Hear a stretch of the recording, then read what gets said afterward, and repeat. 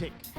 It is all about the stan versus the fan on HN9 today. Hashtag in the spotlight. Let your voice be heard on Facebook and Twitter. Now, our conversation does continue. We are joined by Dr. Buhle. How are you doing? I'm well. How are you today? Thank you. Thank you so much for being on the show. Dr. Buhle, why are people so obsessed with celebs?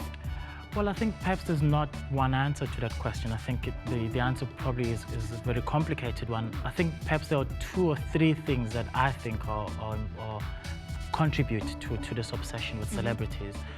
One of them is the fact that I think we live in a world that could be described as an empire of the mind, which means that there's a lot of competition for particularly young people, for your attention, for your money, for every sort of meaningful social energy, credibility, power, basically, when I bring it down to that. And of course, consumerism and fame, or all those sorts of things kind of play a role into why people will be obsessed with those kinds of things. And I think part of what happens then in this kind of situation is that, like money, fame has become a value. And what often people are interested in is becoming famous, but it doesn't matter what for. And you see this on Instagram, a whole lot of things. And so celebrities play a huge role in that, because it means that they taunt to young people this fame, you know, and everybody wants to be that, because infused with a sense of fame is also a sense of power. So then everybody wants power, whether it's money, whether it's looking prestige, or whatever it is. And so what celebrities do then in society is they represent a form of power that everybody would like to have. The problem is often it is out of reach. It's very out of reach.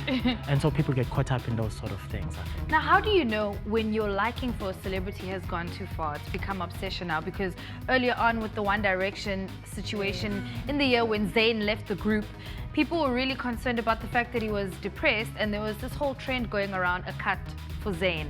So young people were engaging in this kind of conversation, which is very dangerous, because the popularity of that message spreads. How do you know when your liking is going too far? Well, I would say that personally, well, first of all, the thing to say that psychologists have actually come up with what they call a celebrity worship syndrome. In other words, this is now a psychological It's been diagnosed, guys. That's now going to be in a So, guys, can you hear that? Can you say it again?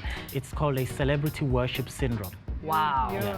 It's So, real. It is real. It is real. So, you know, I think that the distinction should be made between I think that young people should be obsessed about their dreams, and then they can look up to celebrities to motivate them. But the minute you're obsessed about something or someone, they know that you've got it all wrong. Because I often say that, like, for example, people are obsessed about watching series. I often say to them, you do realize that those people have been paid millions to do that. Who's paying you to watch all that stuff for all these hours? Whereas you could be converting those hours to building your own dreams. Pretty much to prioritize your own grind. You know, and then to use entertainment or whatever else as a reward for the result that you've achieved in your own grind. Because no matter how much you may follow celebrities, if you're not putting work in your own grind, you're going to amount to naught. And then wake up one day and say, what have I been doing? And I think that's why, as well, young people are so afraid of growing old, because what they're actually afraid of is the fact that they have nothing to show for the years that they've lived. The accountability towards their own life. That's such a good way of looking at it, hey? Reward yourself with entertainment. So instead of spending so much time on Twitter, on social media, on YouTube, watching these series, or, you know, getting information, work on your own self, work on your personal self, and then use that to reward yourself. Wow, I feel schooled right about now. Okay, now guys, I got to find out from you. You know, there's some of these diets going around right now. Beyonce had a very popular diet out, her vegan diet, and so many people started, you know, going for the diet. Would you guys say that this is a positive thing or not? It is a very positive thing, because then a lot of girls basically don't like themselves because they don't diet, and so if Beyonce is doing it, everyone else is going to want to do it. So you think it promotes health in that sense?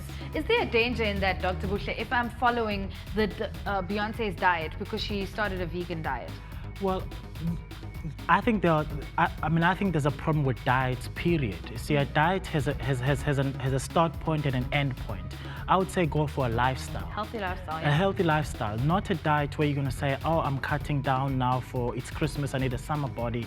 Because then after that, what happens is you're going to go back to your old habits.